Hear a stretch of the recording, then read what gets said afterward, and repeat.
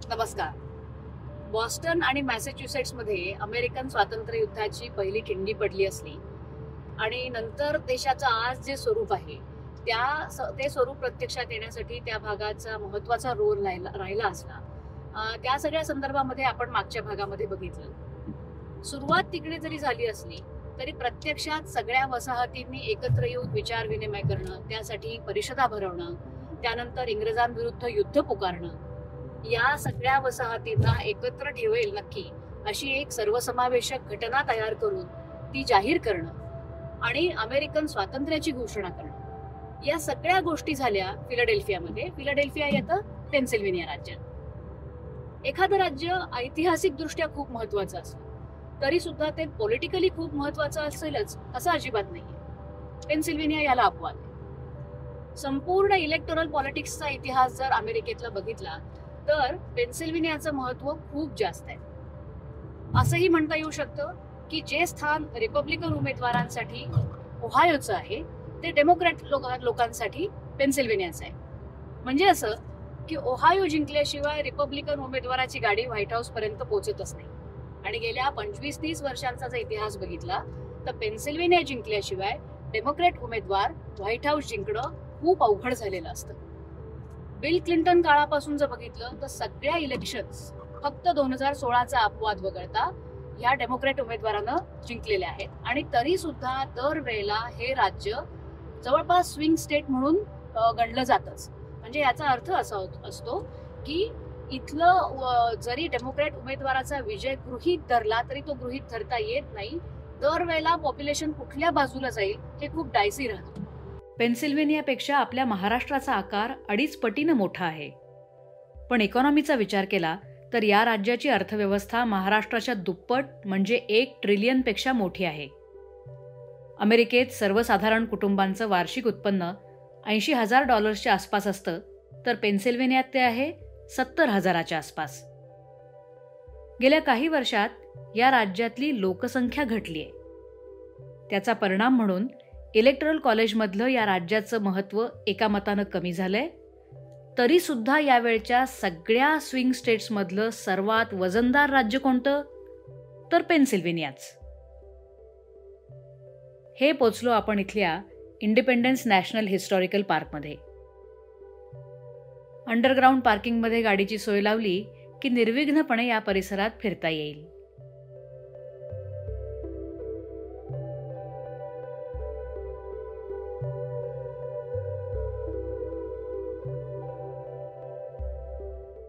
पेन्सिल्व्हेनियामध्ये 19 electoral votes आहेत. म्हणजे 17 लोकसभेचे खासदार आणि 2 सेनेटर्स म्हणजे 2 राज्यसभेचे खासदार.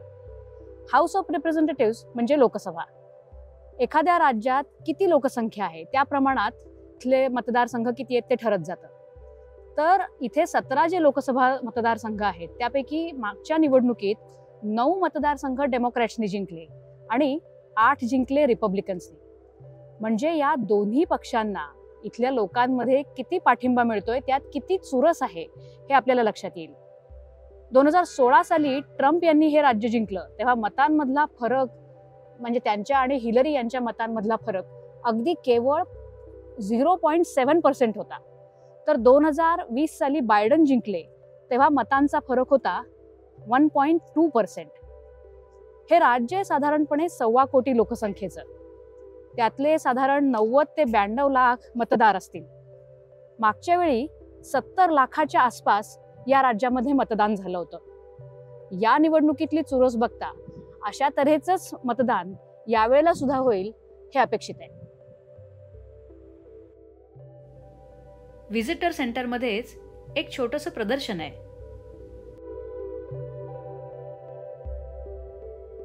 250 वर्षापूर्वीच्या काळात इथे परिसर कसा होता, राज्यघटनेची मूळ कागदपत्र कशी होती, हे इथं थोडक्यात पाहायला मिळतं. शिवाय अमेरिकन पद्धतीप्रमाणे एक शॉपिंग सेंटर सुद्धा आहे. फिलीच्या इंडिपेंडन्स मॉल या परिसरातलं एक महत्त्वाचं ठिकाण म्हणजे हे राष्ट्राध्यक्षांचं पहिलं घर. आजच्या भाषेत बोलायचं तर पहिलं व्हाईट हाऊस. घर आधीपासून अस्तित्वात होतं. स्वातंत्र्य लढ्याची धामधूम सुरू झाली तेव्हा जॉर्ज वॉशिंग्टन आपल्या कुटुंबासहित या घरात येऊन राहिले. सुरुवातीचं दशकभर किंवा त्याहून थोडा अधिक काळ हीच देशाची राजधानी राहिली, फिली. आणि तो सगळा काळ जॉर्ज वॉशिंग्टन नंतर सुद्धा जे प्रेसिडेंट झाले, जॉन ॲडम्स आणि जॉन ॲडम्सची पत्नी अबिगेल, ते लोक सगळे या घरात राहत होते. अजूनही अवशेष जपलेत. जुन्या घराचा जो पाया आहे तो इथे त्यांनी राखून ठेवलेला दिसतो. जॉन आणि अबिगेल ॲडम्स नंतर मात्र राजधानी वॉशिंग्टन DC ला हल्ली आणि हे घर काही व्हाईट हाऊस राहिलं नाही. व्हाईट हाऊस त्यांनी अमेरिकनांनी DC मध्येच उभारलं आणि खास अमेरिकन स्वभावाला अनुसरून या घराचं पुढे हॉटेल आणि नंतरच्या काळात तर इथे दुकानं झाली किंवा इथे बोर्डिंग हाऊससुद्धा सुरू झालं. आता पुन्हा गेल्या शतकामध्ये जेव्हा ह्या सगळ्या परिसराची ऐतिहासिक वास्तू म्हणून जेव्हा त्यांनी डागडुजी केली तेव्हा मूळ घराचा जो पाया होता, आराखडा होता, त्यानुसार काही भिंती, काही चौकटी उभं राहून आता इथे एक ओपन म्युझियम आहे. लोक इथं येऊन ह्या गोष्टींचा अनुभव घेत असतात.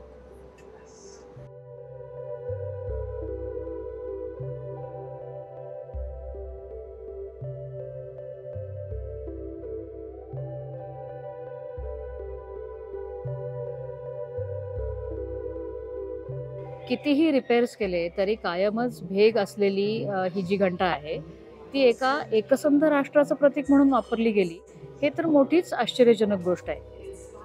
स्वातंत्र्यानंतर 80-90 वर्षांनंतर जेव्हा देश दुभंग होईल का काय अशी शक्यता निर्माण झाली, गुलामगिरीच्या प्रश्नावरनं ह्या देशामध्ये यादवी युद्ध झालं, ते नॉर्दर्न लोकांनी जिंकलं. म्हणजे देश एकसंध राहील आणि काही राज्यांना फुटून निघण्याचा अधिकार असणार नाही, त्यांना पराभव त्यांचा केला गेला. त्या काळानंतर जी राज्य फुटून निघण्याची भाषा करत होती स्लेव्हरीच्या प्रश्नांवरून, त्या सगळ्या राज्यांमध्ये ही घंटा एका यात्रेवर काढण्यात आली. कित्येक वर्ष लिबर्टी बेल साऊथमधल्या बऱ्याच राज्यांमध्ये लोकांच्या दर्शनाला ठेवलेली असायची आणि ज्या लोकांनी अमेरिकेमधनं निघून एक कॉन्फेडरेसी म्हणजे एक वेगळं राष्ट्र निर्माण करण्याचा प्रयत्न केलेला होता, त्यासाठी युद्ध केलं होतं, ते लोकही या घंटेच्या दर्शनाला येत. आणि आपण अमेरिकन आहोत, आपल्याला लिबर्टीचा जो अधिकार आपण इंग्रजांपासून झगडून मिळवला त्याचं प्रतीक म्हणून ही घंटा आहे, तर आपण त्याचं आवर्जून दर्शन घेतलं पाहिजे या भावनेनं ह्या घंटेचं दर्शनही केलं. गावात निवडणुकांचं वातावरण आहे हे तर ह्या अशा ट्रम्पची ॲड जी दिसते त्या तशा ॲडवरनं वारंवार दिसतंय. कुठे हॅरिसचा बोर्ड दिसतो, कुठे हे अशी ट्रम्पची इलेक्ट्रॉनिक ॲड दिसते. आणि ट्रम्पच्या ॲडमध्ये obviously getting jobs back to Pennsylvania असं त्यांनी इथल्या ॲडचं कॅप्शन ठेवलंय. गेल्या काही वर्षांमध्ये रस्ट बेल्ट मधला जो रिव्होल्ट आहे, रस्ट बेल्ट म्हणजे ज्या राज्यांमध्ये भरपूर इंडस्ट्रीज होती आणि गंजत पडलेले कारखाने, असा जो भाग आहे तो म्हणजे रस्ट बेल्ट. तर त्याच्यामधलं पेन्सिल्व्हेनिया इज अ प्रॉमिनंट स्टेट आणि त्यामुळे इथले जॉब्स परत आणण्याचं वचन जाहिरातीमधनं देणं हे अगदी ट्रम्पनी करणं साहजिक आहे. फिलाडेल्फियामध्ये एंटर करतानाच एक असाच मोठा बोर्ड एका ब्रिजवरती मी बघितला आणि त्याच्यामध्ये एका ट्रम्प वोटरच्या फोटोसहित ती ॲड होती. ड्राईव्ह करत असल्यामुळे तेव्हा त्याचा फोटो किंवा त्याचा व्हिडिओ घेता आला नाही आणि त्याच्यामध्ये सरळ स्लोगन असं होतं की I voted for Trump in 2016 आणि आता मात्र मी हॅरिसना वोट करणार आहे, अशा तऱ्हेचा म्हणजे भ्रमनिरास जणू काही झालेला एका मतदाराचा फोटोसहित तिथे ॲड त्यांनी केली होती. दोन्ही बाजूंनी म्हणजे युद्ध जोरात त्यांनी सुरू केलेलं आहे. पेन्सिल्व्हेनिया कोणाच्या बाजूनी जाईल right now it is anyone's guess. Liberty Bell सेंटरपासून समोरच आहे तो इंडिपेंडन्स हॉल. या इमारतीत देशाच्या स्वातंत्र्याच्या जाहीरनाम्यावर चर्चा झाली. 1 दशकभरानंतर इथेच घटनेच्या मसुद्यावर चर्चा झाली. मी गेले त्या दिवशी काही कामानिमित्त ही इमारत बंद होती, पण मैदानाच्या दुसऱ्या टोकाला आहे त्या नॅशनल कॉन्स्टिट्यूशन सेंटरमध्ये या बिल्डिंगमधल्या काही ना काही भागाची प्रतिकृती पाहायला मिळते. 1787 मध्ये राज्यघटना स्वीकारण्यात आली, तर त्यानंतर 2-4 वर्षात बिल ऑफ राईट्स म्हणजे घटनेतल्या पहिल्या घटना दुरुस्ती करण्यात आल्या होत्या. बरेच कष्ट पडले असणार आहेत ह्या लोकांना कॉन्स्टिट्यूशनच्या मसुद्यावर स्वाक्षरी करण्यामध्ये आणि मुळात सहमती निर्माण करण्यामध्ये. न्यूजर्सीचा जॉन डेटन हा सगळ्यात ह्यांच्यामधला तरुण प्रतिनिधी होता, 26 वर्षाचा, आणि सगळ्यात वयोवृद्ध होते बेंजामिन फ्रँकलिन, वयवर्ष 81. बेंजामिन फ्रँकलिन पेन्सिल्व्हेनियाचे होते. ह्या सद्गृहस्थांमुळे आणि ह्या फाउंडिंग फादरमुळे अमेरिकेमध्ये टाकसाळ सुरू झाली. अमेरिकेची करन्सी अस्तित्वात आली आणि एक आर्थिक धोरण असावं ह्या संदर्भात मुख्य विचार बेंजामिन फ्रँकलिननी मांडला. इथे जे आपल्याला फाउंडिंग फादर्सचे हे सगळे म्हणजे हा जो हॉल आहे तो त्यांनी तेव्हा त्यांचे लाईफ साईज पुतळे तयार करून आजही लोकांना बघायला आणि इथे ज्या टूर्स चालतात त्याच्यामध्ये लोकांना आपल्या सगळ्या कॉन्स्टिट्यूशनची, त्यातल्या घटनाकारांची माहिती मिळावी यासाठी हे आकर्षक दालन तयार करून ठेवले. दरवर्षी जवळपास 1.5 लाख तरी लोक इथे भेट देत असावेत. अमेरिकेच्या घटनेत जी पहिली महत्त्वाची घटना दुरुस्ती करण्यात आली त्यामधून इथल्या रहिवाशांना धर्म आणि भाषण स्वातंत्र्याचा अधिकार मिळाला. तो अधिकार किती महत्त्वाचा आहे हे या आजीबाई मला पटवून सांगत होत्या. 90च्या या बाई धर्मानं ज्यू. इस्रायलच्या बाजूनं अमेरिकन सरकार कायम ठामपणे उभं राहत असलं तरी एकेकाळी या देशातही ज्यू धर्मियांना छळ सोसावा लागला होता. आजीबाई त्या आठवणी अजून विसरलेल्या नाहीत.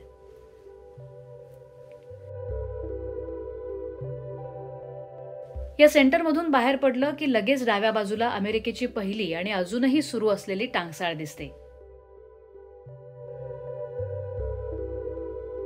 तो भाग थोडासा ओलांडून 15-20 मिनिटाच्या अंतरावर गेलं की लोकांची हमखास गर्दी असलेलं एक ठिकाण दिसतं. मी तिकडेच चालली आहे.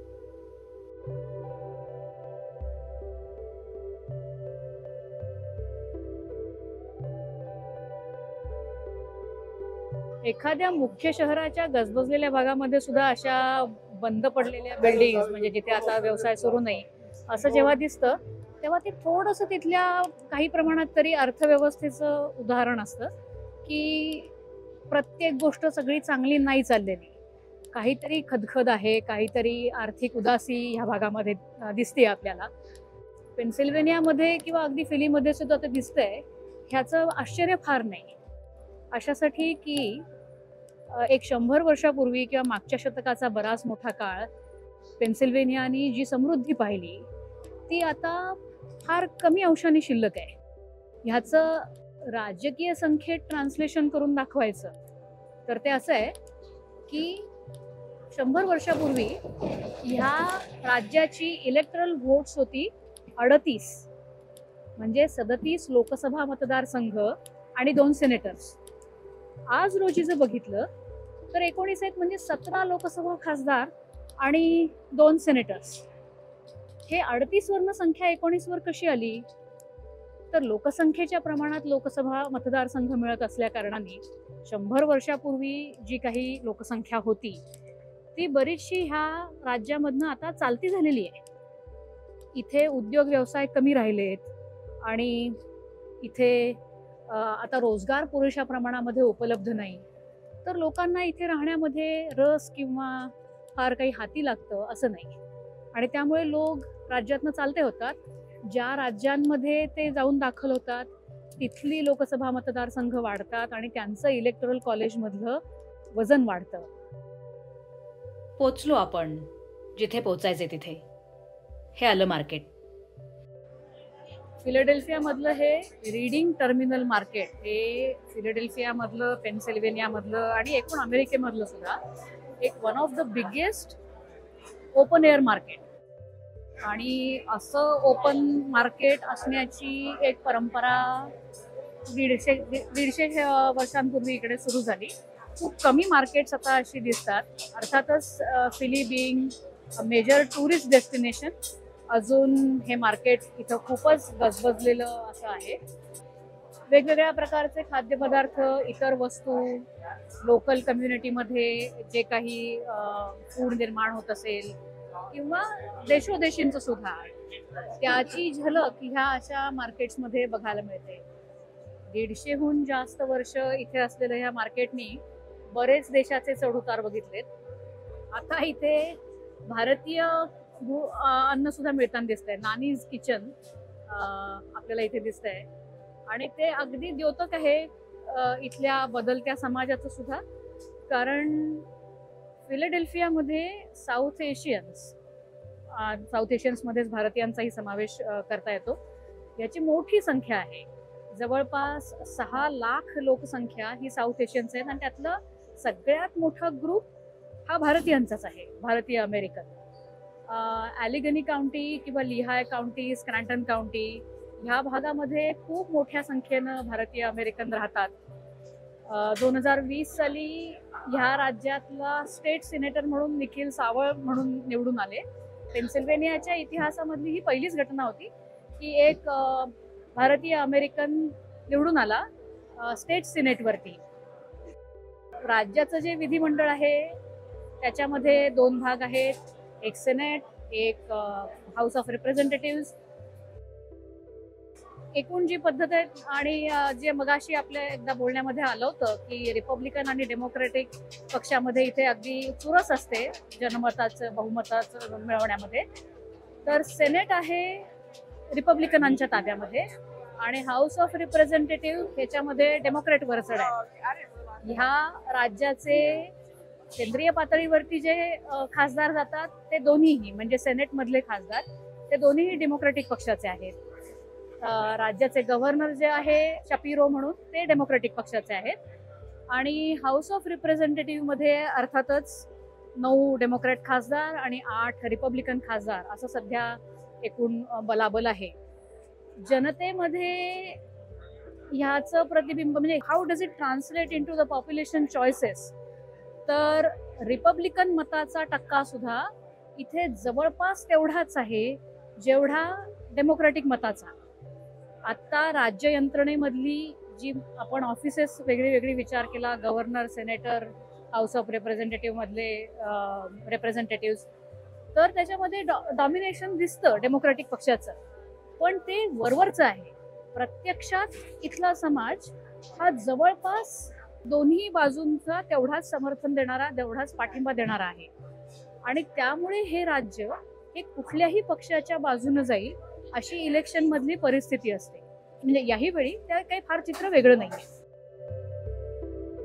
मोठ्या शहरांमध्ये डेमोक्रॅट पार्टी निवडून येते हे आता गेल्या कित्येक दशकांमधलं चित्र आहे. फिलाडेल्फियाचा सुद्धा अपवाद नाही. त्या कुठल्याही निवडणुकीचा काउंटी वाईज रिझल्ट हा वेगवेगळ्या रंगामध्ये जर काढून बघितला तर मोठी शहरं जी आहेत त्याच्या आसपासच्या काउंटीजमध्ये डीप ब्लू म्हणजे डेमोक्रॅट विजय आणि जो साधारण अर्धनागरी भाग असेल किंवा ग्रामीण भाग असेल त्याच्यामध्ये डीप रेड अशी ही विभागणी प्रत्येक राज्यागणिक पेन्सिल्व्हेनियामध्ये सुद्धा दिसते. त्यामुळे फिलाडेल्फिया, त्याच्यानंतर ॲलनटाऊन किंवा राज्याच्या पश्चिम भागामध्ये असलेलं पिट्सबर्ग ही शहरं जिंकणं आणि त्याच्या आसपासच्या काउंटीज जिंकणं ही डेमोक्रॅटिक पक्षाची रेसिपी असते फॉर द विन. आणि इतर ठिकाणचा टक्का वाढवणं हे रिपब्लिकन पक्षासाठीचे गणित सोडवणं असतं विजयाचं. फिलीतनं बाहेर पडता पडता एका गोष्टीचा उल्लेख आवर्जून केला पाहिजे, तो म्हणजे बेलवेदर काउंटीज. अमेरिकेतलं राज्य कुठल्या बाजूने मतदान करेल ह्याच्याविषयी वेगवेगळ्या पोल्सनी किंवा राजकीय पंडितांनी अंदाज बांधला तरी त्याच्यापेक्षा व्हाईट हाऊस कोण जिंकू शकेल ह्याच्याविषयीचा एक अधिक ॲक्युरेट अंदाज लोकांना कशावरून येतो तर बेलवेदर काउंटीज कुठे आहेत, कोणाच्या बाजूने आहेत त्याचा अंदाज किंवा ते जर बघितलं तर त्याच्यामधून अंदाज लागतो. बेलवेदर म्हणजे काय तर गुरं कुठं आहेत हे गुराख्यांना कळावं यासाठी त्यांच्या गळ्यात ज्या घंटा बांधलेल्या असतात त्या म्हणजे बेलवेदर. तर अमेरिकेत साधारणपणे 18-20 अशा काउंटीज आहेत. म्हणजे राज्यापेक्षा छोटं जे परिमाण आहे ते म्हणजे काउंटी. तर त्या अशा एक 18 ते 20 काउंटीज अख्ख्या देशभरात मिळून आहेत की ज्यांचा निकाल हा सर्वसाधारणपणे व्हाईट हाऊसचा जो कोणी विजेता त्या इलेक्शनमध्ये ठरणार असतो त्याच्या बाजूनी जातो. 18 ते 20च काउंटीज आहेत. त्यामुळे राजकीय पंडितांना जे पोल्स घेतात असतात त्या पोल्स करत्यांना त्या काउंटीज फॉलो करणं अवघड नसतं. बेलवेदर काउंटीज कायमच्या त्याच असतात का, कधी बदललेल्या नसतात का, तर तसं अजिबात नाहीये. 100 वर्षापूर्वी ज्या बेलवेदर काउंटीज असतील त्याच्यापेक्षा आजच्या बेलवेदर काउंटीज वेगळ्या आहेत. पण तरी सुद्धा एक ट्रेंड असतो आणि त्या ट्रेंड प्रमाणे बेलवेदर काउंटीज बिहेव करत असतात. आता पेन्सिल्व्हेनिया राज्य असं आहे की इथली जे लोकसंख्येचं कंपोजिशन आहे, इथल्या लोकसंख्येचं जे आर्थिक उत्पन्नाची लेवल आहे, त्याच्यामध्ये असं म्हणता येईल की ओहायो पाठोपाठ पेन्सिल्व्हेनिया राज्यामध्ये हे प्रातिनिधिक चित्र आहे संपूर्ण देशाचं. त्यामुळे एका तऱ्हेनं बघायला गेलं तर अख्खं पेन्सिल्व्हेनिया राज्य हे बेलवेदर असल्यासारखं आहे. इथे कोण पुढे, इथे कोण मागं आहे, याचा फार जमिनीला कान लावून अंदाज घेतला जातो. आणि आज तसा अंदाज घेतला तर काय पत्ता लागतो, तर काही नाही.